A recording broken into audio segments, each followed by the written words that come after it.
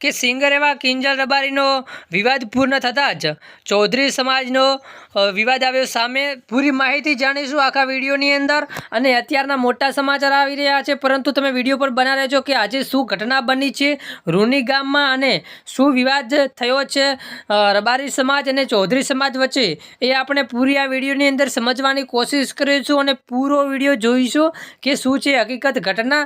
તો બના રહેજો આપણે અંત તક વિડીયો સુધી। અને કિંજલ રબારી જ્યારથી લગ્ન કર્યા અને ત્યારથી જ સોશિયલ મીડિયામાં ખૂબ જ વિડીયોઝ વાયરલ થઈ રહ્યા હતા કે આ તો ખોટું થયું છે અને એમની સમાજના આગેવાન એટલે કે એવા ઠાકરસિંહભાઈ રબારી આવ્યા। ત્યારબાદ ઠાકરસિંહભાઈ એવું પણ બોલ્યા હતા કે અમારે કોઈની સમાજની દીકરી જોઈએ નહીં અને અમારી સમાજની દીકરી ક્યાંય જાય પણ નહીં, આવું કહીને એમના વિડીયોઝ ખૂબ જ વાયરલ થઈ રહ્યા હતા।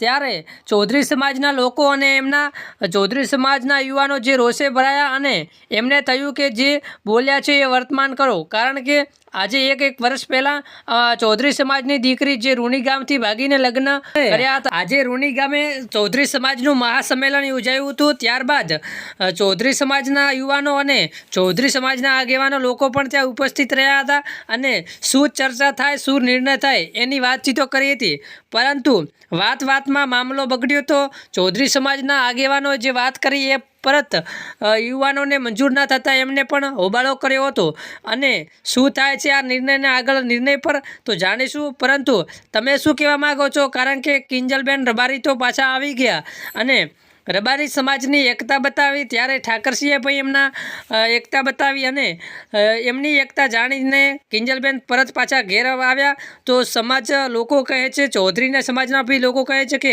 અમારી સમાજ બી એકતા જ છે, આવું સમજી અને અમારી સમાજની દીકરી પણ અમને પાછી આપો, કારણ કે એ દીકરીના ગરીબ મા બાપ અત્યાર સુધી કંઈ જાણતા ન હતા, પરંતુ આજે આખી સમાજ એમની પડખે છે અને એમની સાથે છે, આવું કહી રહ્યા છે સમાજના લોકો।